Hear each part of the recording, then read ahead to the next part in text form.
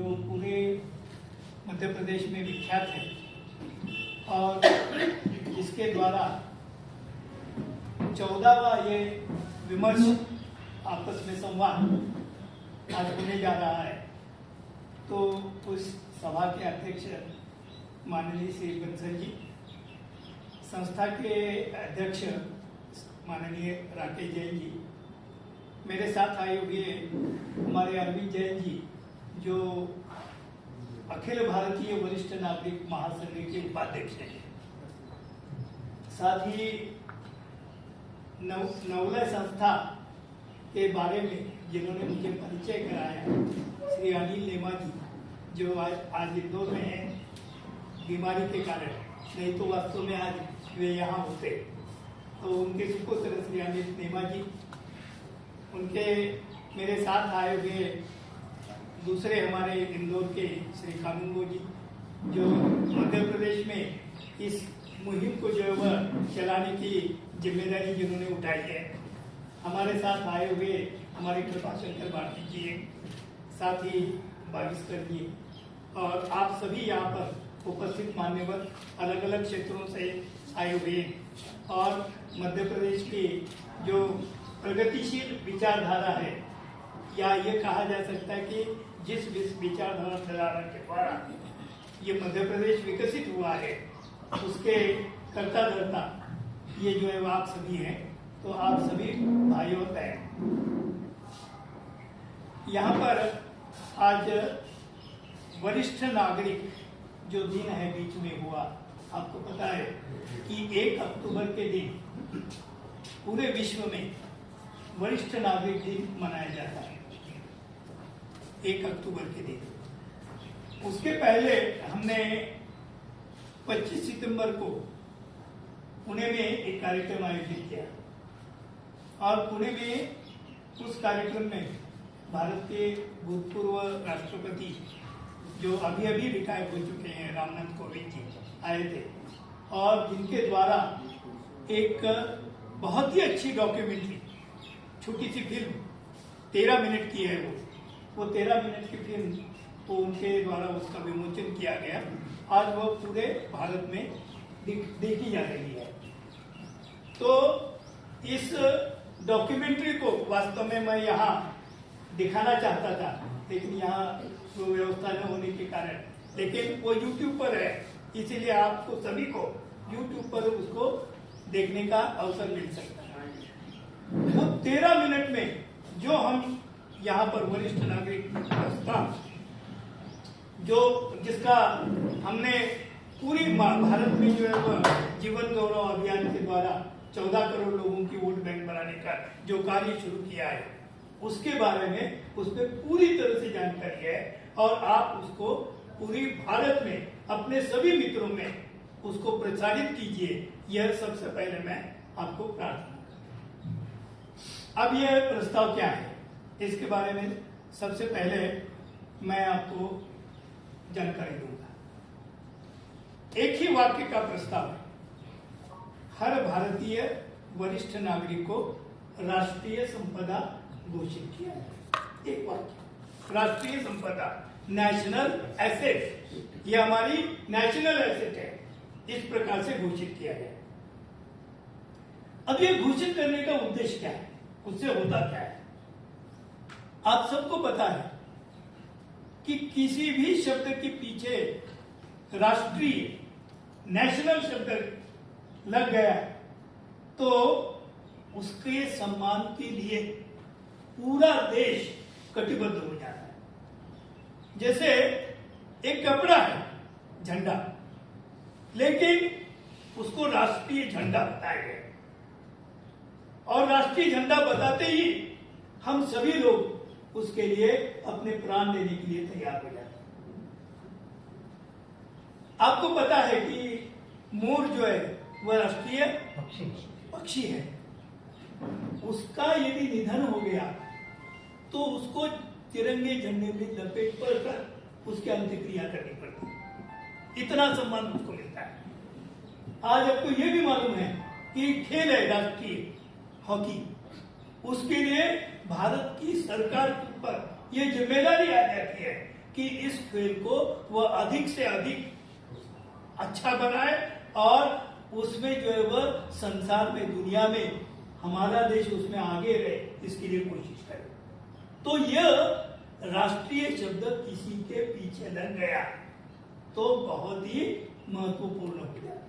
इसीलिए हमने एक ही वाक्य में यह प्रस्ताव दिया है, हर भारतीय वरिष्ठ नागरिक को राष्ट्रीय संपदा घोषित किया है। एक बार ये घोषणा हो जाएगी पार्लियामेंट के द्वारा, सरकार के द्वारा, तो फिर भारत में हर भारतीय वरिष्ठ नागरिक की जो संध्या काल, संध्या समय है, वो कैसा हो जाएगा? ग्रेसियस हो जाएगा। हम ये चाहते हैं कि जो डिग्निफाइड लिविंग हो लेकिन ग्रेसफुल इवनिंग हो। ग्रेसफुल इवनिंग के लिए सारे भारतीय वरिष्ठ नागरिकों के लिए ये जरूरत है। अब उसके नीचे 4-5 बिंदु हैं इस प्रस्ताव में। सबसे पहला यह बिंदु है कि हर भारतीय वरिष्ठ नागरिक को प्रति माह 10,000 रुपए सम्मान धन के रूप में दिए जाए, जिसमें किसी भी प्रकार का भेदभाव न हो, न जाति देखी जाए, न धर्म देखा जाए, न स्त्री पुरुष या अलग से देखा जाए। हर भारतीय वरिष्ठ नागरिक को प्रति माह 10,000 रुपए सम्मान धन के रूप में दिए जाए, और वो भी कैसे? महंगाई भत्ते से जोड़कर। जैसे जैसी महंगाई बढ़ेगी वैसे वैसे इसमें बढ़ोतरी हो। ये पहला बिंदु। अब आपको ये लगेगा कि यहाँ पर जो बैठे हुए लोग हैं, इनमें से अधिकतर लोगों को ये 10,000 रुपए की जरूरत नहीं, मुझे भी नहीं है, क्योंकि मेरे 2 बच्चे अमेरिका में स्थित है और एक बच्चा टाटा में सीईओ है। मुझे कोई जरूरत नहीं, फिर भी मैं क्यों भाग रहा हूं? देश बदलेगा, इससे देश का सम्मान पूरे दुनिया में बहुत बढ़ेगा, क्योंकि एक भी व्यक्ति देश में दरिद्री नहीं माना जाएगा। गरीबी रेखा के ऊपर 100% लोग देश की। इतना ही नहीं, जो चित्र सड़कों पर दिखाई दे रहा है, कोई सड़क पर सो रहा है, कोई जो है वह बुरी हालत में है, ग्रामीण स्थिति में हम देखते हैं, यहाँ झुग्गी झोपड़ियों में देखते हैं, ये सारा चित्र पूरी तरह से बदल जाएगा। किसानों की आत्महत्याएं पूरी तरह से रुक जाएंगी। नक्सलवादी एरिया में यदि ये घर घर में 10,000 रुपए जाने लगे तो कोई भी बच्चा हाथ में क्या नहीं करेगा? बंदूक नहीं उठाएगा। यही हालत दहशतवादी एरिया की जाएगी। पूरा देश एक। हम चाहते हैं कि हम जो है वह इसके बाद कहां जाए? मानवता की तरफ जाए, जातिवाद को, धर्मवाद को छोड़कर। इतना ही नहीं, युद्ध से बुद्ध की तरफ जाए। इसलिए ये जरूरी है। आपको ये भी पता है कि पूरे देश में वरिष्ठ नागरिकों में केवल 10% लोग ऐसे हैं जो अच्छी हालत में, जिनको किसी प्रकार के निवृत्ति वेतन की जरूरत नहीं है। हमारे देश में पूरी जो आबादी है वरिष्ठ नागरिकों की, वो कितनी है? हमारे देश की आबादी 140 करोड़, उसका 11%, इसका मतलब क्या है? 14 करोड़ से 15 करोड़ लोग वरिष्ठ नागरिक हैं हमारे देश में। अब ये 15 करोड़ में से करीब करीब 4-4.5 करोड़ लोग ऐसे हैं, 5 करोड़ भी कह सकते हैं, कि जिनको इस प्रकार के प्रतिमाह निवृत्ति वेतन की जरूरत नहीं है। नहीं तो उनको आज मिलती है, क्योंकि आप जानते हैं कि अधिकतर लोग जो है वह सरकारी नौकरियों में काम कर चुके हैं, प्राइवेट नौकरियों में काम कर चुके हैं, और उनको वहां से जो है वो क्या मिलती है? निवृत्ति वेतन मिलती है। तो जो 10,000 से ऊपर है निवृत्ति वेतन पाने वाले, ऐसे 4-5 करोड़ लोग छोड़ देते। 14-15 करोड़ में 4-5 करोड़ लोग रहेंगे कितने? 10 करोड़। ये 10 करोड़ ग्रामीण क्षेत्र में भी है, शहरी क्षेत्र में भी। इनको प्रति माह 10,000 रुपए सम्मान धन के रूप में दिए जाने चाहिए। यह हमारा सरकार के प्रति निवेदन है। अब ये योग्य कैसे है? देखिए, योग्य, क्योंकि कोई भी चीज मांग करने के पहले उसकी योग्यता देखनी चाहिए। केवल मांगना है इसीलिए मांगना, या जनसमर्थन इकट्ठा करके दबाव डाल के इकट्ठा करना, प्राप्त करना, ये गलत है। कोई भी चीज योग्य होनी चाहिए। अब इसके लिए एक लॉजिक है, तर्क है। क्या तर्क है? कि हम परिवार में 10,000 रुपये हमारा, समझिए कि वहां पर क्या है, इनकम है परिवार का, और परिवार में एक छोटा बच्चा है, परिवार में एक जो है वहां पर बैठी है, फिर भी हम क्या कहते हैं? वो काम नहीं करता। वहां की जो गृहिणी है वो भी काम नहीं करते, फिर भी हम क्या कहते हैं कि ये 10,000 रुपये जो इनकम है पूरे परिवार का है, और उस पर अधिकार पूरे परिवार के सदस्य का है। ये लॉजिक सही है या नहीं? ये लॉजिक बिल्कुल सही है। क्या हम कहते हैं? वो बच्चा भी उस पर उसकी जरूरत के अनुसार उस 10,000 रुपये में से खर्च होना चाहिए, उस महिला पर भी उसकी जरूरत के अनुसार 10,000 में से खर्च होना चाहिए, और वो अपंग व्यक्ति कोई काम नहीं करता उस पर भी खर्च करना 10,000 इनकम। करेक्ट है? हम कहते हैं कि ये क्यों ये मिला उसको अधिकार? ये मिला अधिकार उसको परिवार में जन्म लेने के कारण। वही लॉजिक हम देश को लगाते हैं। हम कहते हैं कि देश में एक परिवार है, देश में जन्मे हुए सारे लोग देश के परिवार के सदस्य हैं। अब देश का इनकम जो है वह, उस पर किसका अधिकार है? देश के सारे लोगों का अधिकार। अब हमारे देश की इस समय जीडीपी कितनी है? ग्रॉस डोमेस्टिक प्रोडक्ट या सकल घरेलू उत्पाद कितना है? तो 250 लाख करोड़ के आसपास, 250 लाख करोड़ के आसपास। हमारी आबादी कितनी है? 140। डिवाइड कीजिए। डिवाइड करने के बाद एक व्यक्ति का पर कैपिटा इनकम, एक व्यक्ति का एवरेज इनकम, एनुअल इनकम, वो कितना हो जाता है? 1,40,000 के आसपास, यानी 10,000 के ऊपर। इसीलिए हमारा लॉजिकली कहना है कि देश में जन्म लेने के कारण हर व्यक्ति का उस पर लॉजिकली राइट है, और वो उसको दिया जाना चाहिए। सही है? ये तो मान गया। अब इसके बाद हमारे देश के लोगों को, 10 करोड़ लोगों को प्रति माह 10,000 रुपए देने, कितने लगेंगे साल में? 12 लाख करोड़ रुपए। 12 लाख करोड़ रुपए, और हमारी जीडीपी कितनी है? 250 लाख। अब 250 लाख में से 12 लाख करोड़ रुपए निकालना वरिष्ठ नागरिकों को देने के लिए असंभव है क्या? असंभव नहीं है। दूसरी बात, असंभव नहीं है, और दूसरी बात, आपके कई प्रश्न, सरकार के सामने जो प्रश्न है, किसानों की आत्महत्याएं कैसे रोकी जाए, ये 10,000 रुपए प्रति माह हर ग्रामीण क्षेत्र में चले जाएंगे। आपको लगता है कि किसानों की आत्महत्याएं के बाद होंगी? एक दिन में सारा विषय समाप्त हो जाएगा, सारी समस्या हल हो जाएगी। अभी मैंने बीच में कहा था, नक्सलवाद, दहशतवाद एरिया में मारने वाले भी हमारे और मरने वाले भी हमारे। क्यों मर रहे हो? पेट के लिए। क्यों मार रहे? देश की सुरक्षा दिखाने के लिए। ये जो है, ये प्रश्न यदि घर घर में 10,000 रुपए जाएंगे वहां आदिवासी क्षेत्र में, तो कम होगा, ये तो लगता है या नहीं? इतना ही नहीं, वहां पर जो ये लोगों की शहीद हो रहे हैं, पुलिस या हमारे जवान, वो कम हो जाएगा। क्यों हम मारने और मरने वाले एक ही होते हुए, एक ही देश के होते हुए, एक छोटी सी समस्या के लिए इस प्रकार।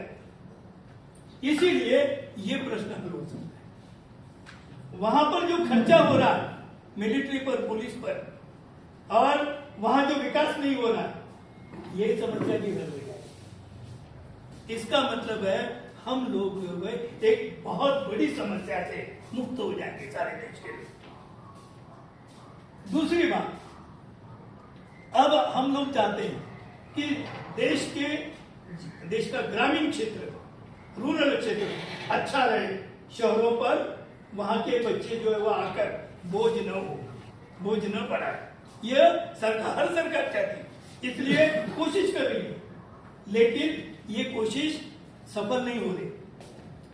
अब ये समझिए कि एक देहात में 500 लोग हैं ग्रामीण, 60 साल के ऊपर के, उनको प्रति माह 10,000 रुपए आने लगे। यानी उस ग्रामीण एरिया में 50 लाख रुपए हर माह आने लगे। क्या हो जाएगा चित्र? वहां के हर बच्चे को रोजगार मिलने लगे। वहां का हर घर जो है वो 1 BHK जैसा हो जाएगा। आज जैसे हम कहते हैं कि टॉयलेट बांधने के लिए पैसा दे दो, ये स्वच्छता करने के लिए, इसकी जरूरत पड़ेगी क्या? हर व्यक्ति का घर वह 1 BHK हो सकता है, प्रति माह 10,000 रुपए आ रहे।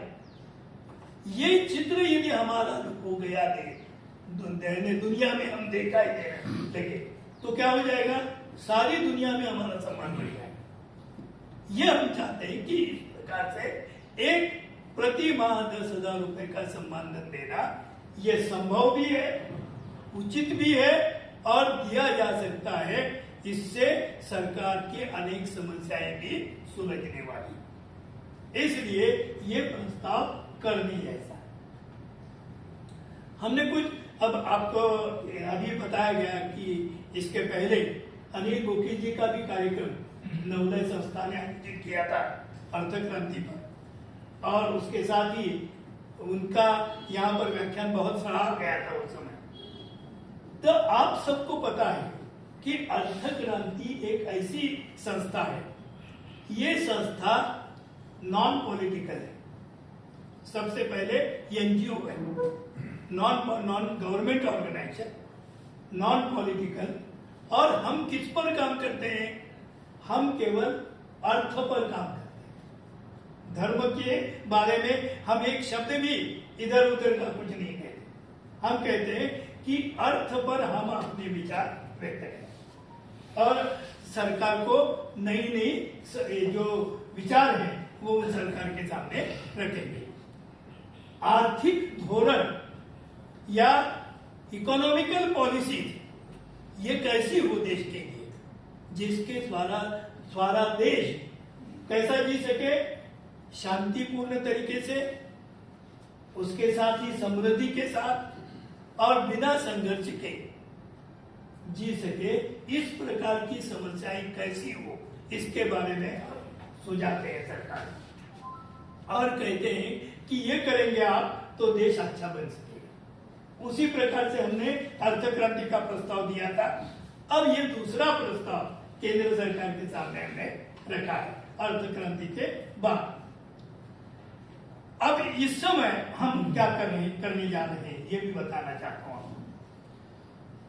कि कोई भी राजनीतिक पार्टी या कोई भी सुझाव प्राप्त करने के पहले या उसको स्वीकार करने के पहले सबसे पहले वो ये देखती है कितने लोग इसके पीछे हैं, कितनी लोग इसकी मांग कर रहे हैं। यदि मांग करने वालों की जिससे फायदा मिलने वाला है वैसे लोगों की संख्या बहुत बड़ी मात्रा में होगी तो फिर क्या करती है सरकार, उसको स्वीकार करती है। इसलिए हम कहते हैं, अभी बीच में उन्होंने भी कहा रामनाथ कोविंद जी ने कि ये सुझाव बहुत अच्छा है आपका, लेकिन इसको पब्लिक डोमेन में ले जाइए। बहुत बड़ी मात्रा में जब लोग इसकी मांग करेंगे, चाहे जिनको इसकी जरूरत नहीं है उन्होंने भी मांगनी चाहिए। यानी जो पेंशनर है आज, उन्होंने टेंशनर जो लोग हैं, जिनके जीवन में टेंशन है आज आर्थिक स्थिति के कारण, उनकी जिंदगी अच्छे हो, इसलिए पेंशनर लोगों ने पेंशनर लोगों की इस मांग का नेतृत्व करना चाहिए और पूरे वरिष्ठ नागरिक सब मिलकर इस प्रकार की मांग करने लगे तो निश्चित रूप से ये हो जाएगा। अब ये है कि 14 करोड़ लोगों की हम वोट बैंक कैसे बना रहे हैं। हमने शुरू में ही हमारे महाराष्ट्र में लातूर जिला मेरा है, वहां पर सबसे पहले इसका प्रारंभ किया। वास्तव में 3 साल पहले अखिल भारतीय वरिष्ठ नागरिक संघ का एक बहुत बड़ा अधिवेशन सिकंदराबाद में हुआ था। उसका जो उद्घाटन है भारत के उपराष्ट्रपति वेंकैया नायडू जी ने किया था उस समय की, और उस समय हमारे अरविंद जैन जी भी थे। वहां पर 3,500 वरिष्ठ नागरिक, लेकिन कौन वरिष्ठ नागरिक? जो अपने अपने संघ के प्रतिनिधि, ऑर्गेनाइजेशन के रिप्रेजेंटेटिव, ऐसे 3,500 लोग हैं। यानी ये 3,500 लोग करीब करीब 30 लाख लोगों का रिप्रेजेंटेशन कर रहे थे।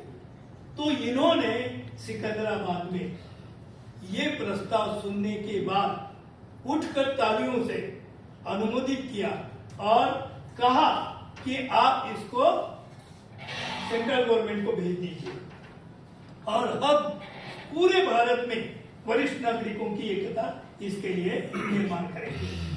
तो उस तरह से हम क्या कर रहे हैं, आइस्कॉन अखिल भारतीय वरिष्ठ नागरिक महासंघ, उसके साथ ही राज्यों के अलग अलग राज्यों के जो वरिष्ठ नागरिकों के महासंघ है, फिर जिलों में काम करने वाले, शहरों में काम करने वाले वरिष्ठ नागरिक महासंघ, और अब हम क्या कर रहे हैं, इनको कह रहे हैं कि आप नेतृत्व करो। किनका नेतृत्व करो? जिनको पेंशन नहीं मिलती, जिनको से ये सम्मानजनक राशि नहीं मिलती, उनको मिले, इसलिए नेतृत्व करो। हमने एक प्रयास शुरू किया है और ये प्रयास ऐसा है कि केवल हम 10 रुपए की सदस्यता लेकर अभियान में लोगों को जोड़ रहे हैं। 10 रुपए की भी सदस्यता क्यों?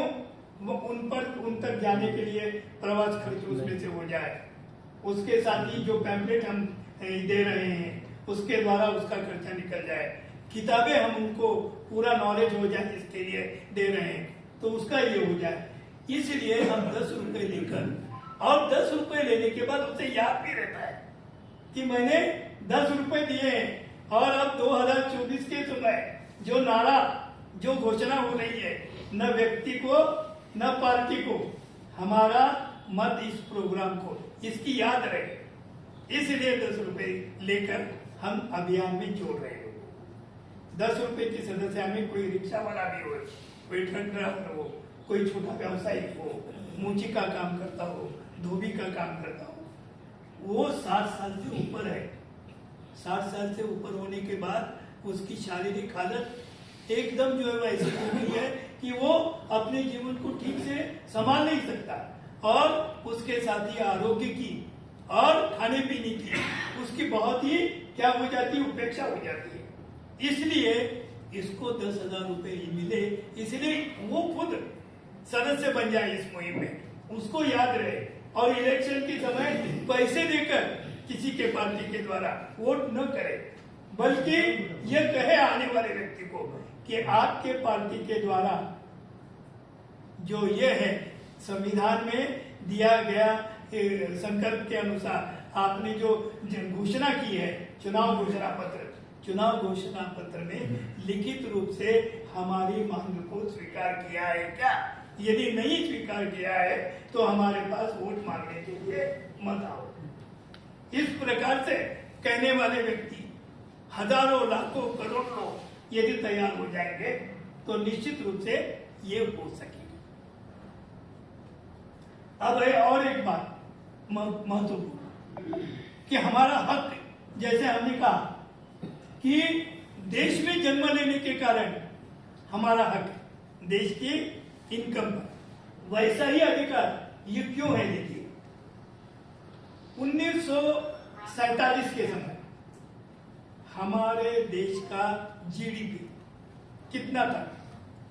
1.5 लाख करोड़ रुपए की। आज कितना है? 250 लाख करोड़। 1.5 लाख करोड़ में से 250 लाख तक किसने लाया? ये हम सब लोग जो 60 साल से ऊपर से बैठे हुए लोग हैं, इन्होंने लाया है। कैसे लाया? तो सबसे पहले क्या किया? सबसे पहले हम लोगों ने टैक्स लिया। हम सभी ने टैक्स दिया है। केवल इनकम टैक्स देना टैक्स नहीं है, इनडायरेक्ट टैक्स।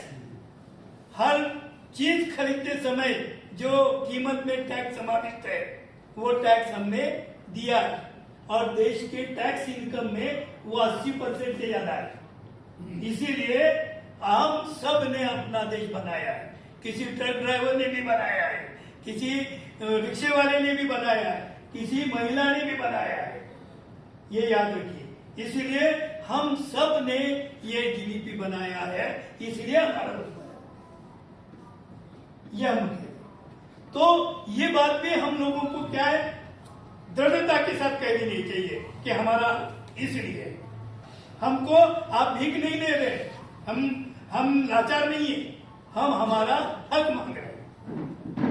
और इस तरीके से हम कहते हैं कि हमने टैक्स दिया, हमने अपने बाल बच्चों का संगोपन करके 18 साल तक पालन पोषण करके उनको सरकार के, देश के इनकम बढ़ाने के काम में सुपुर्द कर दिया। यानी हम सब ने अपनी जिम्मेदारी निभाई है। हमने कानून का पालन किया, देश के विकास के लिए यानी शांतता रखी। ये सब 60 साल के लोगों ने किया है। और इसलिए अब 60 साल के बाद जब उसकी स्थिति ऐसी हो जाती है, शारीरिक हालत, कि वो काम नहीं कर सकता, और काम न करने के कारण उस अपनी रोजी रोटी के लिए या अपने इसके लिए, इलाज के लिए हो, या अपने ये कहा जा सकता है अच्छे रहने के लिए हो, वो यदि पैसे प्राप्त नहीं कर सकता तो देश की जिम्मेदारी है। देश की जिम्मेदारी है वो, क्योंकि देश को उसने बनाया है। इसलिए इनका पूरा जो है वो हक मान लेना चाहिए। यह हमारा इस दृष्टि से ये जो है विचार पूरी तरह से हमें याद रखना है कि हम भीख नहीं मांग रहे। दूसरी तरफ एक बहुत बड़ा, यदि ये संकल्प यशस्वी हो गया, समझिए कि ये प्रस्ताव मान लिया, तो मान लेने के बाद हमारे देश के जो प्रधानमंत्री हैं, कोई भी किसी भी पार्टी के हो, किसी भी इसके हो, राजनीतिक दल के, उनका मान सम्मान दुनिया में इतना बढ़ जाएगा कि वो यूनो में एक नया प्रस्ताव रखे। हम कह रहे हैं क्या प्रस्ताव? कि देश के वरिष्ठ नागरिकों के लिए, किसी भी देश के वरिष्ठ नागरिक के लिए वीसालेस एंड बॉर्डरलेस वर्ल्ड हो जाए। दुनिया जो है वह ये जो विभाजित हुई है देशों में, वह समाप्त हो जाए। वरिष्ठ नागरिकों, हम वरिष्ठ नागरिक कहीं भी गए तो वहां रहना चाहते हैं या नहीं रहना चाहते? हमारा देश, हमारी भूमि, यही हमारे लिए अच्छी है। हम जाएंगे तो किसी काम के लिए, पर्यटन के लिए जाएंगे, इलाज के लिए जाएंगे, या हो सकता है अपने बच्चों को मिलने के लिए जाएंगे, रिश्तेदारों को मिलने के लिए, लेकिन तुरंत वापिस आते। इसलिए हम ये कह रहे हैं कि वरिष्ठ नागरिक यदि 60 साल तक उन्होंने कोई क्रिमिनल ऑफेंस नहीं किया है, ये जो प्रस्ताव रखना यूनो में हमारे सब इसके द्वारा, सरकार के द्वारा जो प्रस्ताव रखना ऐसा है कि 60 साल तक यदि किसी ने क्रिमिनल ऑफेंस नहीं किया है, कोई सजा नहीं पाई है, तो उसके लिए पूरी दुनिया बॉर्डरलेस एंड वीसालेस हो जाए। अब इससे एक क्या परिणाम हो सकता है? सारी दुनिया में लोग ये कहेंगे, अरे 60 साल के बाद तो अपने को पूरा दुनिया का नागरिक माना जाने वाला है। तो हम 60 साल के पहले क्रिमिनल ऑफेंस करें ही क्यों? क्या जरूरत है उसकी? और इसके लिए हम चाहते हैं कि दुनिया में एक नया विचार चल रहा है। कौन सा? यूबीआई, यूनिवर्सल बेसिक इनकम, एक नया विचार है। ये विचार क्या है कि पूरे देश, पूरी दुनिया के लोगों का दुनिया की साधन संपत्ति पर, रिसोर्सेज पर अधिकार है दुनिया में जन्म लेने के कारण। तो इसीलिए हम ये कहते हैं कि दुनिया में जन्म लेने के कारण जो कुछ लोग, यानी उनके पास अनाज, जल, वस्त्र, निवारा, शिक्षण और आरोग्य, इसके लिए उसके पास मिनिमम जितना चाहिए उतना देना, ये किसकी जिम्मेदारी है? हर सरकार की जिम्मेदारी है। हर सरकार की नहीं, दुनिया की सरकार की भी जिम्मेदारी। ये एक नया विचार है जो सारे यूरोप में उसकी चर्चा चल रही है, अमेरिका में चल रही है, यूबीआई, यूनिवर्सल बेसिक इनकम। तो इसी तरीके से हम यूबीआई, इसके द्वारा हर भारतीय वरिष्ठ नागरिक को दे सकते हैं, यानी मिनिमम जिंदगी जीने के लिए, मिनिमम जीने के लिए जो है वो लगता है 60 साल के ऊपर, उतना 10,000 रुपए सम्मान दर दिया जा सकता है। और इससे क्या होने वाला है? ये 10,000 रुपए प्रति वर्ष 12 लाख करोड़ रुपए अर्थव्यवस्था में घूमने लगे तो परिणाम क्या होगा? परिणाम ऐसा होगा कि ये 5 ट्रिलियन इकोनॉमी, जो नया सपना देखा जा रहा है, वो संभव हो सकता है। और 5 ट्रिलियन इकोनॉमी होगी तो उस समय हम वरिष्ठ नागरिक को 10,000 के बजाय 20,000 भी दे सकते हैं। इतना जो है वह हमारा देश शांतिपूर्ण, समृद्ध और बहुत ही शानदार हो सकेगा ये प्रस्ताव के द्वारा। इसलिए इस प्रस्ताव को अब मैं इसको कंक्लूड इस तरीके से करना चाहता हूं कि आप सभी समाज के मान्यवर लोग हैं यहाँ पर, आप ये जो प्रस्ताव है उसके वीडियोज हैं, उसका ये है वो अपने इसके द्वारा, सोशल साइट्स के द्वारा सब लोगों में फैलाए। ये जो रजिस्ट्रेशन 10 रुपए का किया जा रहा है उसके लिए यहाँ पर एक राज्य कमेटी बने। राज्य कमेटी में हमारे अरविंद जैन जी, कानून जी, ये भी काम करने के लिए पहले से तैयार हैं। इंदौर में अच्छे कार्यक्रम भी उन्होंने लिए। तो उसी तरीके से पूरे राज्य की कमेटी बन जाएगी और राज्य कमेटी बनकर अलग अलग शहरों में, अलग अलग वार्ड्स में, अलग अलग जिलों में, तालुकों में और अलग अलग गांव में यदि वरिष्ठ नागरिक संगठन तैयार हो जाएंगे तो ये सारे इकट्ठे होकर एक बहुत बड़ी शक्ति हो सकती है।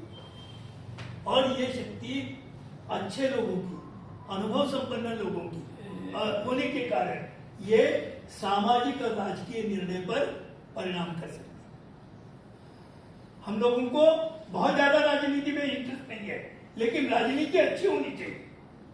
राजनीति से हमारे इससे जीवन से अलग करके हम रखेंगे तो हमारा जीवन अच्छा नहीं बन सकता। हमें राजनीति को सुधारना ही पड़ेगा और इसके लिए हम लोगों को प्रयास करना पड़ेगा। तो इसलिए मैं ये चाहता हूं कि यहाँ के जो लोग हैं वो अपनी स्वेच्छा से, अपनी इच्छा से अपने नाम जो है वो राकेश जैन जी के पास, अरविंद जैन जी के पास देकर ये वरिष्ठ नागरिकों का संगठन पूरे मध्य प्रदेश में जीवन गौरव अभियान के रूप में, वरिष्ठ नागरिकों के जीवन गौरव अभियान के रूप में कैसे बन जाएगा और इसका आगे चलकर देश की राजनीति में कैसा परिणाम हो सकेगा, इसके बारे में आप चिंतन करें, विचार करें और इसके बाद जो है वह आप जो भी इसके बारे में आपकी शंकाएं हैं वो शंकाएं पूछ सकते हैं। धन्यवाद।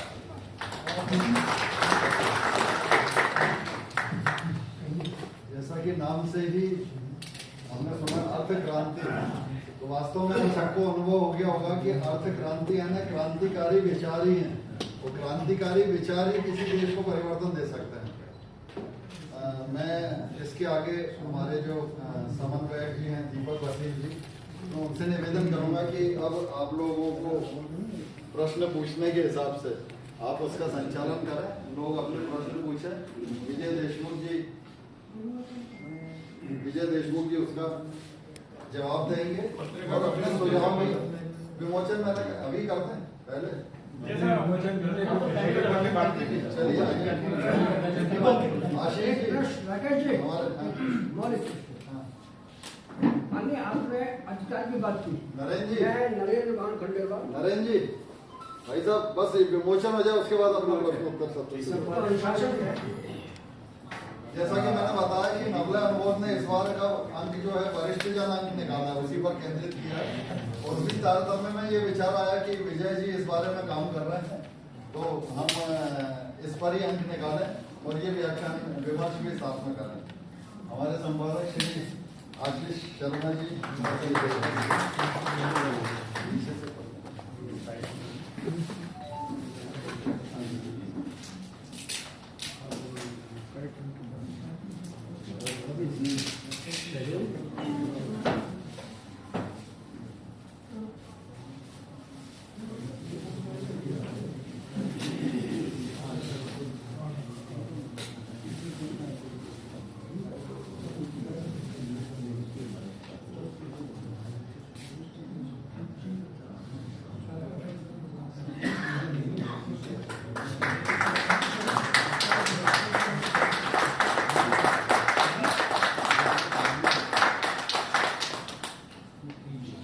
पत्रिका की प्रति यहाँ सभी लोगों के लिए उपलब्ध है, सभी लोग लेकर जाएंगे यहाँ से। अब आगे का जो प्रश्नोत्तर का जो सत्र है, हाँ विजय जी, नरेंद्र भान खंडेलवाल, संपादक संस्कृत साधना, धनु संस्कृति संस्थापक मामूल। मैंने वरिष्ठ अंक के 2 अखिल भारतीय विषय मतलब एक आंध्र प्रदेश में, आंध्र प्रदेश में सिकंदराबाद में, आंध्र प्रदेश विजयवाड़ा। माननीय आपके सुझाव बहुत, लेकिन इस 2 वर्ष के कालखंड में जितने वरिष्ठ नागरिकों के अधिकारों का कुठाराघात हुआ है, उस पर किसी ने चर्चा नहीं की। मैं अभी का उदाहरण दूं, सब जगह निर्देश है कि वरिष्ठ नागरिकों की अलग लाइन लगनी चाहिए, निर्देश है, पालन नहीं।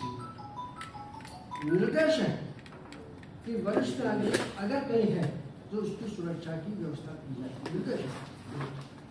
क्योंकि मैं गत 8 वर्ष से इस मध्य प्रदेश के वरिष्ठ नागरिक को मामूली लेकर कार्य किया, खूब संचालन किया, खूब मेहनत की। ये हमारे अरविंद जी बैठे हुए, उन्होंने बहुत अच्छा काम किया, देवासु बहुत अच्छा। प्रश्न केवल इतना है, हम अधिकार के प्रति चलते कर्तव्य क्यों को लिया? हम कर्तव्य के साथ अधिकार को जोड़ेंगे। जैसे अभी माननीय प्रधानमंत्री ने कर्तव्य पर जो दिया है ना, उसके ऊपर भी दिमाग लगाने की आवश्यकता है। जो वरिष्ठ नागरिक हैं, जो स्वस्थ हैं, जो कुछ कर सकते हैं, उनकी सेवा ली जानी चाहिए। ये हमने भी लिख के दिया और ये स्वीकार्य है। हम किसी भी चीज को व्यर्थ न लेते हुए हम उसका जो ले रहे हैं उसको कुछ दें।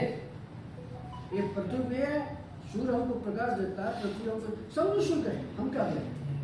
तो इस भाव के साथ मेरा यही सुझाव है कि हम कर्तव्य से अधिकार जोड़ो और जो सेवाएं हमको मिल रही थी वो सेवाएं यथावत जारी की जाए। आपके प्रश्न में ही जवाब है। क्या है कि हमारी उपेक्षा, हम अशक्त हैं, कमजोर हैं, इसलिए हो रही है। हम जब तक हमारा संगठन राजनीति में प्रभाव करने इतना नहीं होगा, तब तक हमारी उपेक्षा होती रहेगी। इससे बचाव का एकमात्र उद्देश्य है कि हम लोग संगठित हो जाए और 14 करोड़ लोगों की वोट बैंक, हम वोट बैंक बार बार शब्द प्रयोग कर रहे हैं कि ये मतदान का सेकंड है, हम आपको वोट दे रहे हैं, हम आप हमको पॉलिसी दे रहे हैं। ऐसा भी नहीं है और ऐसा भी नहीं है, ये याद रखिए। हम सेकंड करेंगे, हम कहेंगे हम आपको वोट देंगे और आप हमको पॉलिसी देंगे, अच्छी पॉलिसी देंगे। और जिस पॉलिसी के द्वारा हमें पूरी तरह से गारंटी मिल जाए कि हमारी प्रतिष्ठा की भी रक्षा होगी और हमारे सम्मान की भी रक्षा होगी। मैं बीपी तिवारी, आपने बहुत अच्छे सुझाव दिए, सरकार के समक्ष अपनी अपेक्षाएं रखी ताकि वृद्धजनों का सम्मान हो सके, लेकिन सरकार के साथ साथ समाज में भी चेतना बहुत ज्यादा जरूरी है। हम समाज में रहते हैं तो समाज को भी हम इस तरह के कार्य करें कि समाज भी वृद्धों के प्रति आदर करे, वृद्धों के प्रति सम्मान करे और वृद्धों की सहायता करे। कई केसेस मैंने देखे हैं, अब आप मतलब अतिशक्ति होगा, करीब 5 लोगों का मैं एंजियोप्लास्टी और एंजियोग्राफी करवा चुका हूँ। सामाजिक हमारे परिवार की संरचना ऐसी, न्यूक्लियर फैमिली होती है, बच्चे विदेश में, लड़कियों की शादी होगी, यहाँ तबियत खराब हुई, डॉक्टर ने कहा कि साहब इनका तो एंजियोप्लास्टी करना जरूरी है, एंजियोग्राफी करना जरूरी है। आस पास के कुछ लोगों ने मिलके उनका ट्रीटमेंट करा। तो इस तरह के यानी 4-5 लोग ऐसे हैं जिनको हम ये काम कर सकें। तो समाज में भी चेतना ऐसी हो कि समाज में कुछ जैसे हमारे गुरुद्वारा वगैरह है, निर्बाध रूप से काम करते हैं, निस्वार्थ रूप से काम करते हैं, ऐसे ही कुछ सामाजिक संगठन ऐसे हों जो निस्वार्थ रूप से, जैसे आपने कहा कि 10,000 रुपये पेंशन मिलना चाहिए, सहायता मिलना चाहिए, बहुत अच्छी बात। लेकिन कई बैंक के हमारे साथी ऐसे हैं या कई पेंशनर्स ऐसे हैं जो वृद्धावस्था की इस उम्र तक पहुंच गए हैं कि उनकी याददाश्त डिमेंशिया हो गया, किसी को पार्किंसन हो गया है, किसी को दूसरी बीमारियां हो गई, याददाश्त चली गई। अब पैसा तो है उनके पास बहुत, लेकिन अपने लिए बैंक जाके पैसे निकाल के अपने ऊपर खर्च नहीं कर सकते। तो ये व्यवस्था तो होना चाहिए कि मतलब पैसा तो मेरे पास नहीं, लेकिन मुझे बीमारी में भूलने की और मुझे अपना पासवर्ड ही याद नहीं, अपने अरोड़ा ये कैसे केस हुआ, ऐसे कई केसेस देखने को मिले। तो हमारा पैसा होते हुए भी हम अपने ऊपर उपयोग में नहीं ला पाते। तो एक मेरा विनम्र सुझाव है कि एक समाज में भी ऐसी चेतना होना चाहिए ताकि बुजुर्गों के प्रति मतलब उचित स्थान उनको मिले। आपने बहुत अच्छा कहा, लेकिन ये कहता है कि समाज में ऐसे जो प्रश्न हैं, इस तरह के प्रश्न केवल 10% लोगों के, जिनके पास है, ये ऐसे लोग 10% है केवल। अब इन लोगों का कर्तव्य इतना ही है कि वो जो 90% है उनको नेतृत्व करे, उनको अपने साथ लाए, उनकी समस्याओं का समाधान करे और उनकी समस्याओं का समाधान करते करते जो परमार्थ होगा हमारे हाथ के द्वारा, हमारे द्वारा, उससे हमें संतुष्टि प्राप्त। और ये संतुष्टि इतनी बड़ी होगी कि उससे जो है वह हमारा ग्रेसियस इवनिंग जो है वह निश्चित होगी। तो इसीलिए आपका ये जो है, इसीलिए हम कह रहे हैं कि 14 करोड़ लोगों का संगठन करो। अब हर वार्ड में यदि सीनियर सिटीजन ऑर्गेनाइजर होगा, हर शहर में होगा, हर गांव में होगा, हर जिले में उसकी कार्यकारिणी होगी, राज्य में कार्यकारिणी होगी, एक दूसरे से जुड़े रहेंगे, पत्र व्यवहार चलता रहेगा, संदेश चलता रहेगा, तो समस्याएं हल होंगी या नहीं? निश्चित रूप से। और ये देखिए, हमारे प्राचीन काल में हमारी ग्रामीण स्थिति जो अच्छी थी, उसका एकमात्र कारण क्या था? उस समय वहां के जो वरिष्ठ नागरिक होते थे, उनके वो बैठते थे और किसी भी बात का निर्णय करते थे, इसीलिए वहां शांति थी। वही चित्र फिर से एक बार हम ला सकते हैं हर जगह पर। और ये सारा जो है वह अब हमारे वरिष्ठ नागरिकों की जिम्मेदारी पैसा कमाने की नहीं है। यदि हमारा पैसा है तो वह सारा का सारा समाज पर खर्च होना चाहिए, हमारे बच्चों के लिए रखने की जरूरत नहीं है। एक बार ये यदि हो जाएगा एस्टेब्लिश कि 60 साल के बाद हमारी चिंता देश ले रहा है, तो बच्चे के लिए रखने की जरूरत नहीं पड़ेगी और बच्चे भी आगे आश्वस्त हो जाएंगे। इसीलिए हम चाहते हैं कि अब सामाजिक कार्य इतना बढ़ाया जाए कि जिसके द्वारा हमारे देश का सम्मान पहले जो विश्व गुरु जैसा था, हमारे देश को विश्व गुरु जो माना जाता था, उसका कारण एकमात्र था कि यहाँ के लोगों के अनुभव संपन्न जो विचार थे और उनकी जो बर्ताव था, उसके सारे कारण सारे दुनिया में सम्मान, ये सारा चित्र फिर से हम ला सकते हैं। और ये जिम्मेदारी भी केवल भारत की है, ये जिम्मेदारी भी भारत की है। वो हमें हमारे वरिष्ठ जनों के द्वारा पूरी करनी है।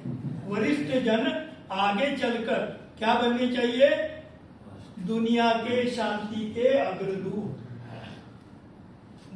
युद्ध से बुद्ध की तरफ ले जाने वाले दुनिया को सारी दुनिया के वरिष्ठ जन यदि एकत्रित होकर कहेंगे हमको युद्ध नहीं चाहिए। अमेरिका के वृद्ध लोगों ने वहां की सरकार पर यदि ये दबाव डाला, कौन सा, कि आपके शस्त्रास्त्रों के कारखाने करो और वहां पर लोगों की जरूरतों की चीजों को बनाओ, कितना फायदा लेना ले लो, लेकिन वो बंद होनी चाहिए। क्यों? वो जब तक नहीं बंद होते तब तक कहीं न कहीं युद्ध होना चाहिए, यह जरूरत कम नहीं होती। युद्ध यदि नहीं होगा तो वहां कारखाने में फिर से प्रोडक्शन कैसे होगा? तो इसीलिए ये याद रखिए कि हम वरिष्ठ जनों की अब ये हमारी जिम्मेदारी है कि पूरे देश को, पूरी दुनिया को शांति की तरफ ले जाए। ये हमारी जिम्मेदारी है और ये पूरी तरह से कर सकते हैं। केवल एक बार मन में ठान लेना चाहिए, एक बार निश्चय करना चाहिए कि हम लोग राजनीति को, समाज नीति को सुधारें, हम लोग इसको जो अच्छा बनाएंगे, चाहे इसके लिए हमें कितनी भी मेहनत करनी न पड़े। आज 77 साल मेरी उम्र है, फिर भी मैं पूरे देश में घूम रहा हूं। मेरे बच्चे 2 अमेरिका में हैं, एक अमेरिका टाटा में जो है वो CEO है। वो कहता है कि आपको जितना घूमना है घूमो, जितना पैसा लगता है सारा इसमें डालो, लेकिन देश को अच्छा बनाने के लिए कोशिश करो, उसके बाद भी कुछ नहीं होगा तो देखा जाए। लेकिन ये यदि आपके बच्चों ने और आपने निश्चित किया तो मुझे भरोसा है कि हमारे देश में इतनी ताकत है विश्व गुरु बनने की और दुनिया को शांति के राह पर ले जाए। हम मजबूर कर सकते हैं, मोदी जी को कर सकते हैं, मोदी जी नहीं तो उनके बाद आने वाले को कर सकते हैं, ये करना ही होगा। लेकिन ऐसा किया गया तो हो सकता है। सर, मैं श्याम सुंदर शर्मा, मेरा एक प्रश्न है कि प्रबुद्ध जन बैठे हैं और आपने जो बात अभी कही, हमारी अपेक्षा सरकारों से, मतलब सरकार से जो भी कुछ करेगी सरकार करेगी और हम वोट बैंक के माध्यम से सरकार पर दबाव डालेंगे। हम 14 करोड़ की आप बात कर रहे हैं, हम 14 करोड़ एकत्रित हो गए और हम सरकार पे दबाव डालेंगे या अपनी बात रखेंगे, अपना एजेंडा तैयार करेंगे, अपना जो मांग पत्र रखेंगे और चुनावी जो प्रजातंत्र की परिभाषा है, चुनावी घोषणा पत्र जब होता है तो वो उस बात को स्वीकार भी कर लेंगे, मान भी लेंगे।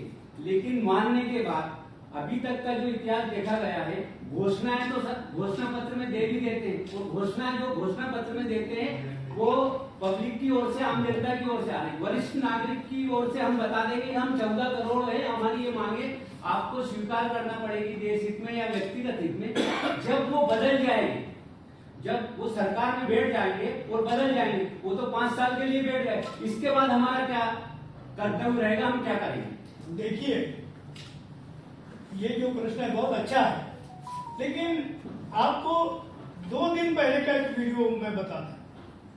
इलेक्शन कमीशन ने एक वीडियो अभी प्रसारित किया है, सब राजनीतिक पार्टियों के पास भेजा है। क्या कहा है? चुनाव पत्र में जो घोषित करने वाले हैं उसको पैसा कैसा आएगा, उसको पैसा कितना लगेगा, कैसा आप करेंगे, ये लिखित रूप से दीजिए, उसके बाद ही आपको चुनाव घोषणा पत्र में आएगा। दूसरी बात, सुप्रीम कोर्ट में अब आप ऐसे कैसे जा रहे हैं कि यदि किसी पार्टी ने चुनाव पत्र में, घोषणा पत्र में जो लिखा है वो नहीं किया तो उसका चुनाव ही रद्द किया।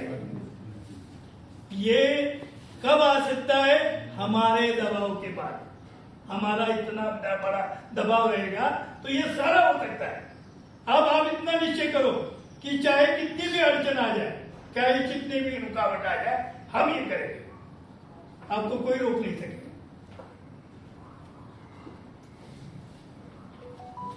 देशमुख जी, में महेश कुमार मित्तल। आज की हमारी चर्चा का विषय वरिष्ठ जन हमारी राष्ट्रीय संपदा। तो जैसा आपने काफी विस्तार से बताया कि हमें सरकार से ये अपेक्षा करना चाहिए, डिमांड करना चाहिए कि वो हर वरिष्ठ जन को 10,000 रुपये महीना दे। तो मेरा ये सोचना है कि हम वरिष्ठ जन को राष्ट्रीय संपदा बनाना चाहते हैं या राष्ट्रीय लाइबिलिटी बनाना चाहते हैं। यदि हर चीज यदि हम सरकार से चाहेंगे, जैसे हम चाहते हैं उनसे हमको कैश चाहिए, नहीं। मेरा मत ये है कि हम सरकार से ये अपेक्षा करें कि वो वरिष्ठ जनों को सारी फैसिलिटी दे, हम लोगों को अच्छी स्वास्थ्य की सुविधाएं दें, हम लोगों के लिए दूसरी सुविधाएं वो दें। उसके साथ में जैसे तिवारी जी ने कहा कि हम ऐसी सामाजिक संरचना के निर्माण के लिए प्रयास करें ताकि हमारे जो वरिष्ठ जन हैं उनकी देखभाल करने के लिए दूसरे लोग हों, एक पूरा एक संगठन हो, समाज हो जो उनकी देखरेख करे। देखिए, मित्तल जी ने भी एक अच्छा सुझाव दिया है, लेकिन इसमें प्रश्न ये है कि जो कोई भी समस्या देती है, यदि कोई दे रहा है तो उसमें क्या रहता है, उसमें ये है कि वो देने वाले पर रहता है, हम हक से मांग रहे हैं। इसके बाद 10,000 रुपए देने के बाद हम अपनी मर्जी से जो है वह रेशन से लेने के बजाय बाजार से अच्छा अनाज लेके खाएंगे। आज क्या हो रहा, रेशन का ले लो 80% लोगों को। दूसरी बात, वो जो यहाँ पर प्रधानमंत्री ने आरोग्य आयुष्मान योजना की है, उसमें हम कह रहे हैं कि हम इसके लायक बन जाए, हमारा सम्मान मत हो।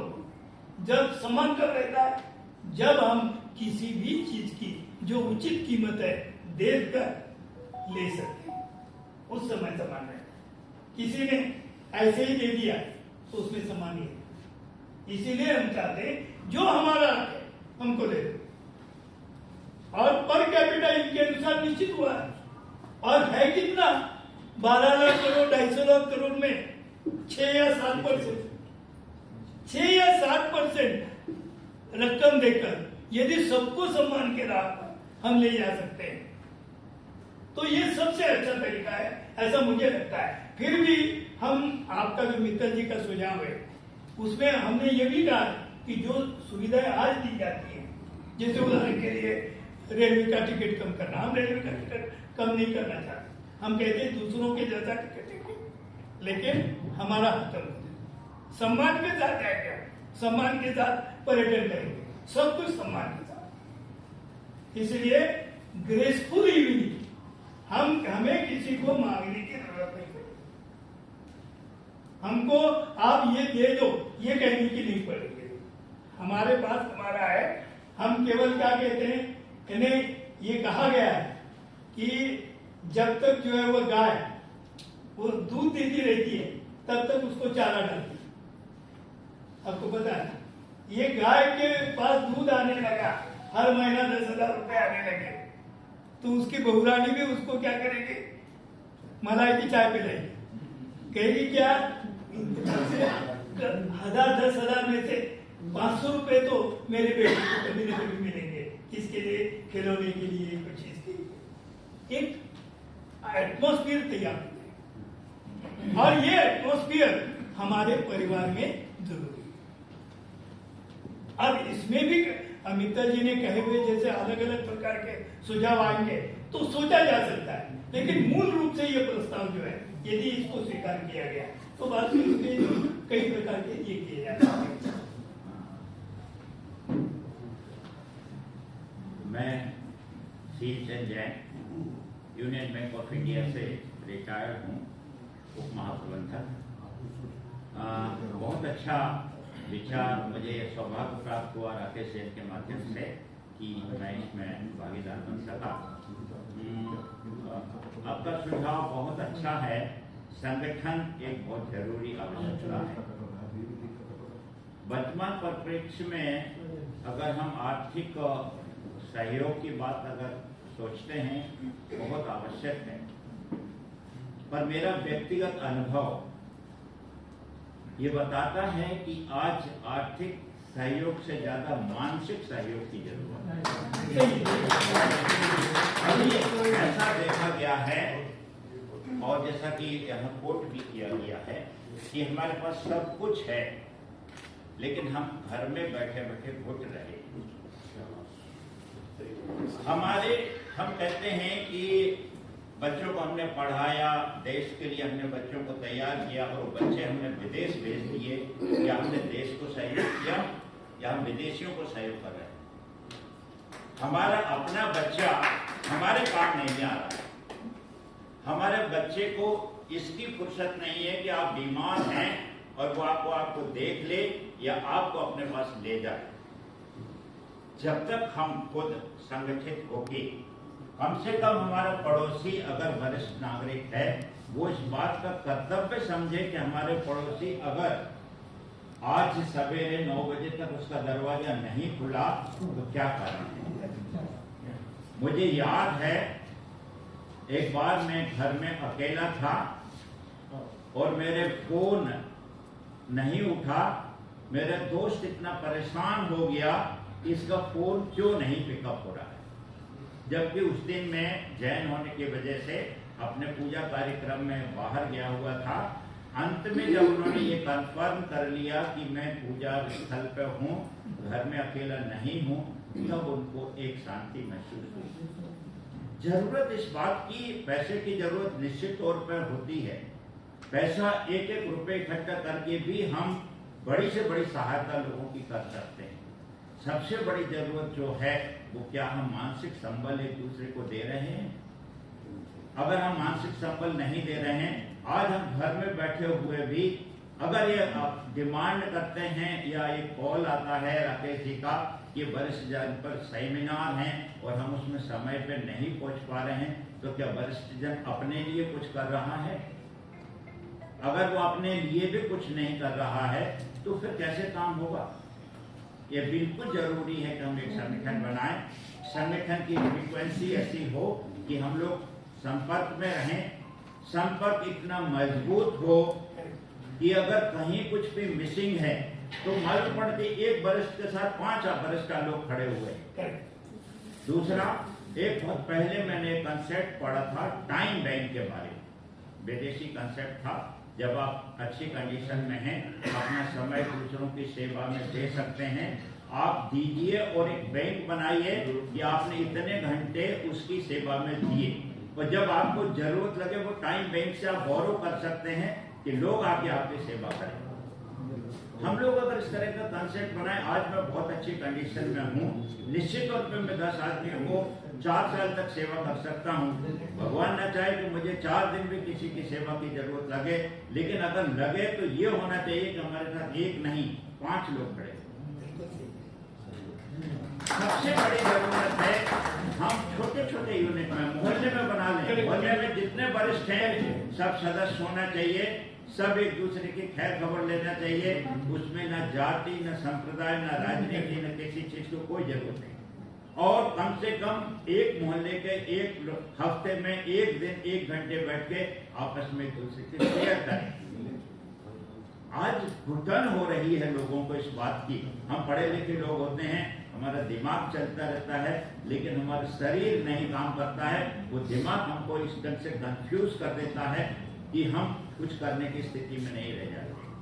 तो संगठन बहुत जरूरी है। आपका कंसेप्ट बहुत अच्छा है। हम राष्ट्रीय संपदा की बात करें, धरोहर हमको नहीं बनना है। धरोहर नाम की कोई चीज नहीं होना है। संपदा माने धरोहर है। हम राष्ट्र को आखिरी दम तक समर्पण करने की भावना रखते हैं।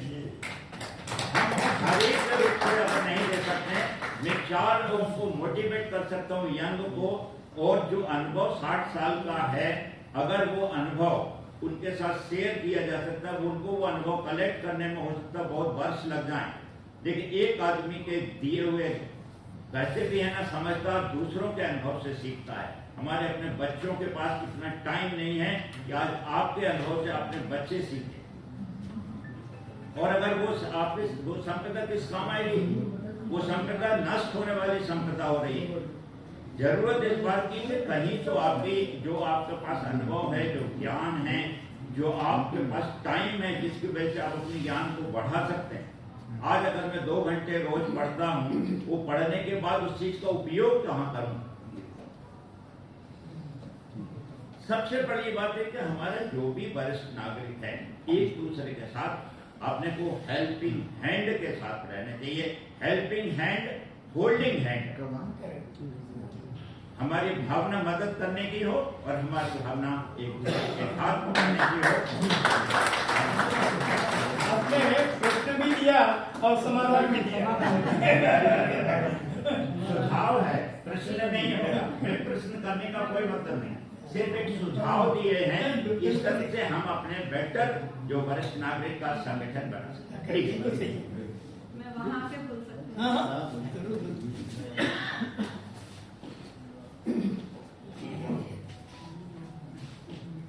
सभी को नमस्कार।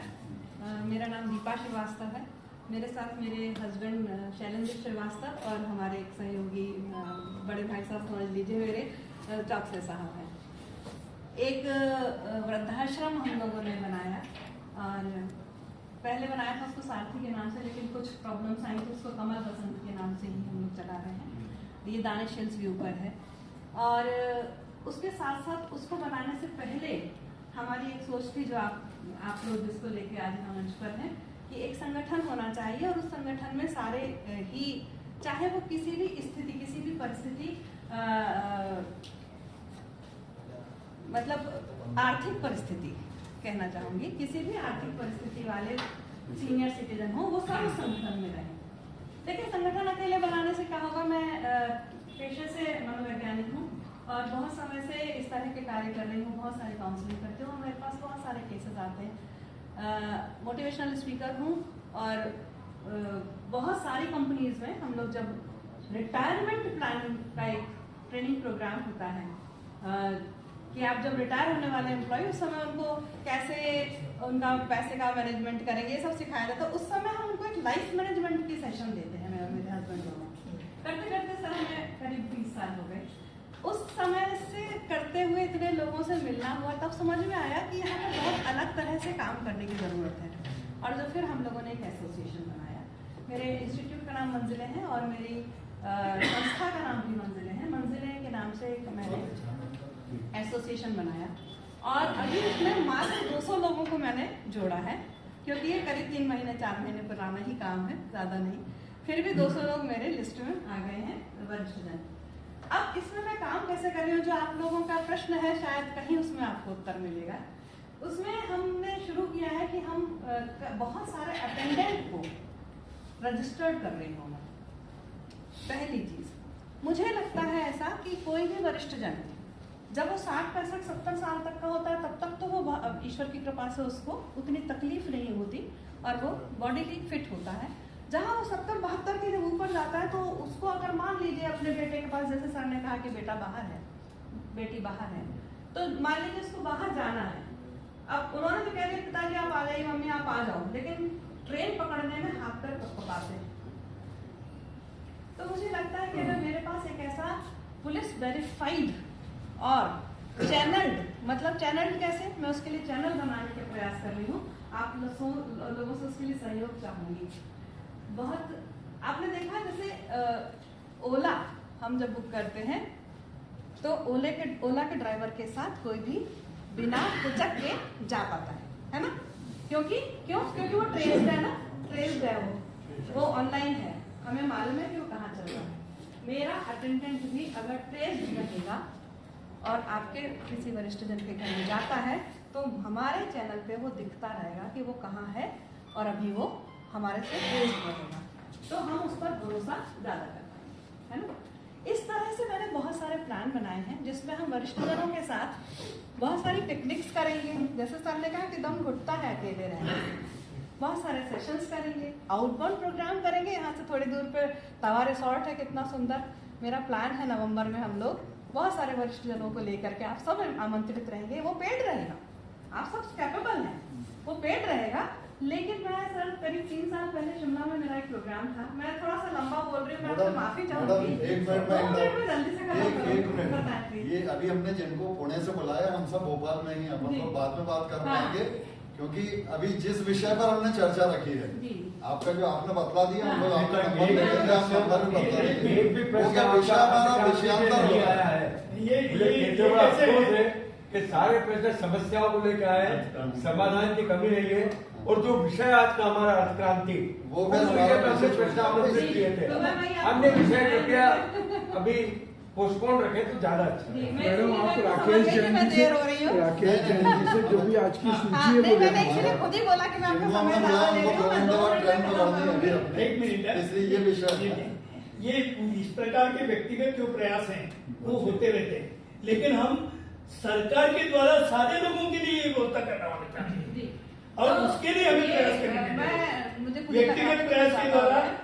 तो 1-2% लोगों को हम आप लाते हैं। सबको मैं जोड़ना चाहूंगी उसमें और आप लोगों का सहयोग ठीक है। बिल्कुल बिल्कुल, आप हमसे सूची ले लीजिएगा, सभी को तैयारी है। और एक बात आपको तुमसे और एक मुझे कहनी है कि मध्य प्रदेश एक बहुत ही अच्छा राज्य है और इसका राजनीति पर और सामाजिक इस पर बहुत प्रभाव है।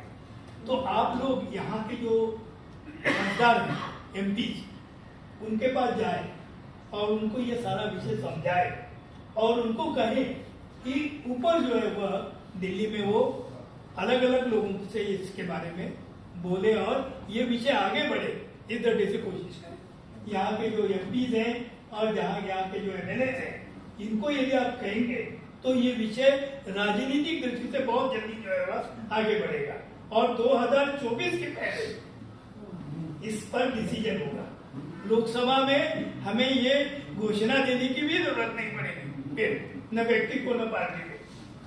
फिर जो है वह समाज ही इतना अच्छा हो गया होगा कि फिर जो है वह आगे हर तरह की समस्या जो है वह सुलझाई जा सकेगी। और दूसरी बात हमने कही है कि हम संगठन बनाएंगे, शक्तिशाली संगठन। ये संगठन उस पर क्या रहेगा, अंकुश रहेगा, ये सारे निर्णय होगा। इस तरीके से आप सब लोगों से प्रार्थना है कि शिवराज सिंह चौहान जी हो या ये हों, यहाँ के MPs हों, इन सब से जिनका आपका परिचय है उनसे मिले। जरूरत पड़े तो अरविंद जैन जी को बुलाइए, राकेश जैन जी को बुलाइए, मुझे बुलाइए कभी जब जरूरत पड़े तो हम लोग जो है वह उनसे ये विषय आगे बढ़ाने के लिए प्रयास करेंगे। और जितने जल्दी हो सकता है उतने जल्दी यदि ये प्रस्ताव स्वीकार किया गया तो दुनिया में हम विश्व गुरु निश्चित रूप से बनेंगे, ये निश्चित। थोड़ा सा लोगों को संदेह हो रहा है कि जो 10,000 रुपए हम पेंशन देने की मांग कर रहे हैं, उससे जो ऑलरेडी पेंशनर है उन लोगों की क्या भूमिका नहीं, है? उन लोगों को नहीं दिया जाएगा। 10,000 के ऊपर जिनको है, उन लोगों को इस अभियान से जोड़ने के लिए कैसे आगे लाएं? हाँ, उनको जो है आज से जोड़ा जा सकता है।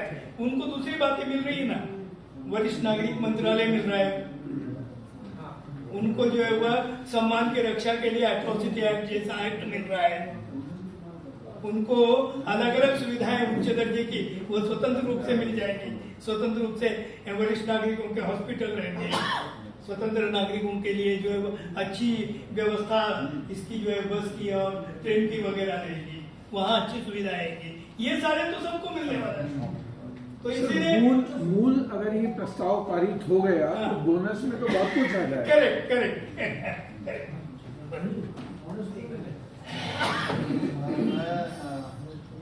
क्योंकि हमने 1.5 घंटे का एक व्याख्यान रखा था और जैसे कि है आज वरिष्ठ नागरिक की अधिक है हम सबके बीच में, शायद हमारे युवा साथी ये सोचकर मिला कि हमारे कोई काम करना है, तो अपना 1.5 घंटे का समय लगभग पूर्ण होने को है। तो मैं चाहूंगा यदि किसी का विशेष प्रश्न हम सबके बाद अभी उपस्थित हैं वैसे हाँ वैसे 3-4 लोगों से जो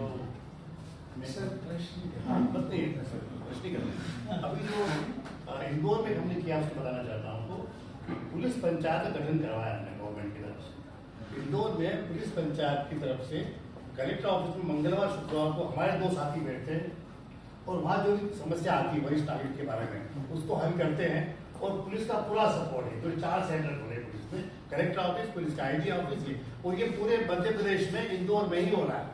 तो ये अपने आप में बहुत, आप चाहें तो आप इस तरह के पुलिस अधिकारी से मिल करके कह सकते हैं कि हमारे भोपाल शहर में भी इसने व्यवस्था की है। Thank you. नहीं ये कैसा है अब आप पहले सबसे पहले वो आज राज्य विभाग होगा। समिति का गठन कीजिए और राज्य समिति के गठन के द्वारा पूरे मध्य प्रदेश में कार्य करें। इंदौर में जहाँ 30 संस्था हम लोग पालित करते हैं इंदौर के पूरे शहर में, और 30 संस्था में समय 5-5 लोग मान कर रखिए, और हमको नगर पालिका से मेयर से बात करके हमने गार्डन ले ली है। उस गार्डन गवर्नमेंट ने पूरा बना के दिया हमको, 10-15 का ऑफिस दिया है, 200 लोगों के लिए हमारे हॉल भी दिए। तो ऐसे भोपाल में क्यों नहीं हो सकता मेयर से बात करके? वही राज्य समिति के द्वारा आजाद से हो जाएगा। Thank you. मेरे सर एक छोटा सा संगठन जो है मजबूत कैसे होगा? इसके पहले कि मैं प्रश्न करूं, जब मुझे राकेश जी ने बताया कि पुणे से आए, एक आम धारणा ये है कि जितने भी क्रांतिकारी विचार हैं वो महाराष्ट्र से चले। अम्बेडकर चले, RSS चले, हिंदू महासभा चले। अर्थ क्रांति के बारे में थोड़ा सा पूर्वाभास मुझे था कि ये बहुत अच्छा सा काम कर प्रश्न के पहले एक निजी टिप्पणी क्षमा याचना से बहुत वरिष्ठ हैं।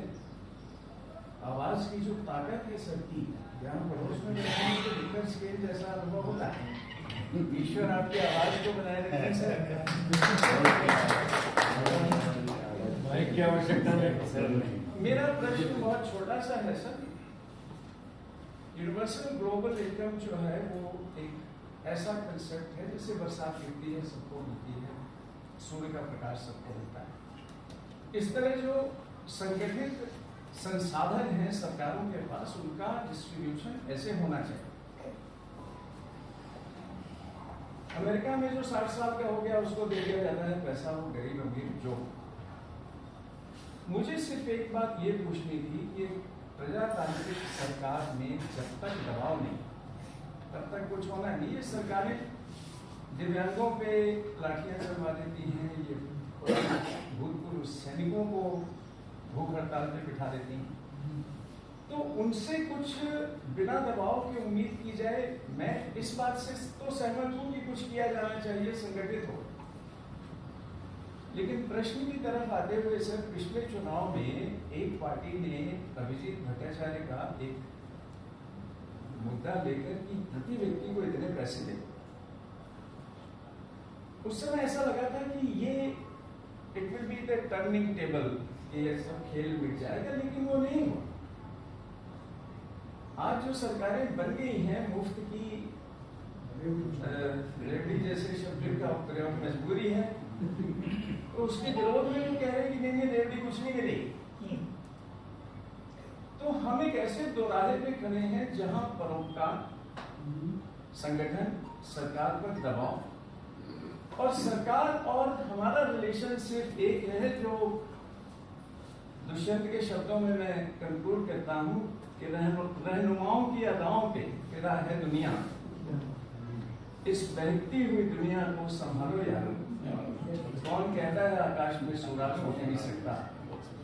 कोई पत्थर नहीं उस पत्थर को उछालने की जो प्रारंभिक चिंगारी है वो साहब लेकर आए हैं पुणे से। सर आपका खूब स्वागत है भोपाल में। दिस साइड ये प्रश्नोत्तर अगर कुछ बाकी हो जल्दी से कर दें। इसके बाद विजय जी हमारे पास अभी आधे घंटे और रहेंगे। हम चाहते हैं कि हम कार्यक्रम समाप्त कर दें और चाय उसके बाद चाय नाश्ता होता रहेगा। जिनको और बातचीत करनी है अपन व्यक्तिगत रूप से उनसे करनी। एक दो अपेक्षाएं थी। एक तो ये कि नवला अनुबोध हमारी पत्रिका कई लोगों के घरों पर जाती है। जो लोग नहीं है यहाँ से प्रतियां जो हमारा नवीन अंक है ये भी ले लें, और जो सदस्य नहीं है वो कम से कम सदस्य जरूर बनाए नवला अनुबोध के, क्योंकि आपको मालूम है कि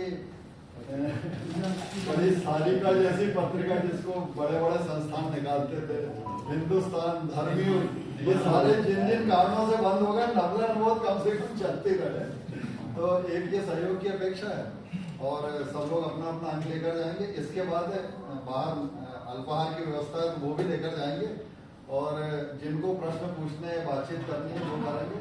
संगठन हमें बनाना है तो यदि कोई लोग स्वेच्छा से इस बारे में काम करने के लिए तैयार है, वो भी यदि विजय जी या हमारे अरविंद जी उनको नाम दे देंगे तो अरविंद जी हमारे मध्य प्रदेश की तरफ से राष्ट्रीय उपाध्यक्ष हैं, उसमें उनको नाम दे देंगे। और मैं आभार के लिए अमित को आमंत्रित करता हूँ, हमारे सचिव अमित जी आभार। बोलिए पांडे जी। सर एक जो है वरिष्ठ नागरिक परिषद में जो है भोपाल में कार्यरत है ऑलरेडी पहले से, और शायद ये पूरे मध्य प्रदेश में शायद पूरे भारत में है, संविधायी कमीशन की है। तो लेकिन मैं उसका सदस्य होने के नाते मैं ये देखता हूँ कि सिर्फ जब कोई कार्यक्रम होता है तब तो उसके अंदर थोड़ा सा चेतना जागृत होती है, और अन्यथा फिर वो जो है सब वो सुषुप्ता अवस्था में चले जाते हैं और फिर वो 6 महीने तक वो ये अब ऐसा है, उसमें 10% लोग थे केवल, अब ये 100% वाला होने वाला है, उसमें ये नहीं आएगा। और दूसरी बात, मैं एक नई बात कहना चाहता हूँ कि पिछली बार जब 300-350 के आसपास बीजेपी के सांसद आए और उनके संगठन सहयोगियों के, उस समय उनको केवल 19 करोड़ पूरे देश में मत, हमारा 14 करोड़ है, और हमारे लोगों को यदि 10,000 प्रतिमाह मिल रहे तो उनके बच्चों को बच्चे किसको देंगे? ऐसी अवस्था में ये 30-40 करोड़ के आसपास मतदान होगा। इसलिए हमारे में इतनी ताकत है कि हम सरकार को बदल सकते हैं, सरकार बना सकते हैं और सरकार गिरा भी सकते हैं, लेकिन हम राजनीति में इंटरेस्टेड नहीं है। हमें राजनीति नहीं करनी है, हम लोगों को केवल अपने देश को बनाना है। इस वजह से हम लोग क्या करेंगे, सबके पास जाएंगे, कहेंगे ये करो भाई साहब उसको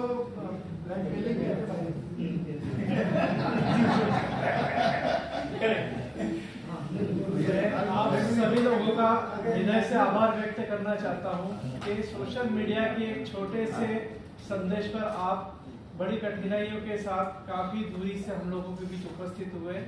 विशेष आभार हमारे इंदौर से आए हुए अतिथियों का, जिन्होंने इस कार्यक्रम में रुचि के लिए आप लोगों को जागृत करने के लिए यहाँ पर सम्मिलित हुए, और मैं देशमुख जी का बहुत बहुत धन्यवाद अर्पित करता हूँ। भविष्य में भी आप हमें मार्गदर्शन देते रहे, ऐसी अपेक्षा है, और आपके दिए गए मार्गदर्शन पर हम लोग भी अपने कर्तव्यों का निर्वहन करेंगे। इसी के साथ आप सभी को पूरा धन्यवाद। जिन्होंने इस पर दस्तखत नहीं किए वे अपना दस्तखत और मोबाइल नंबर दे सकते हैं।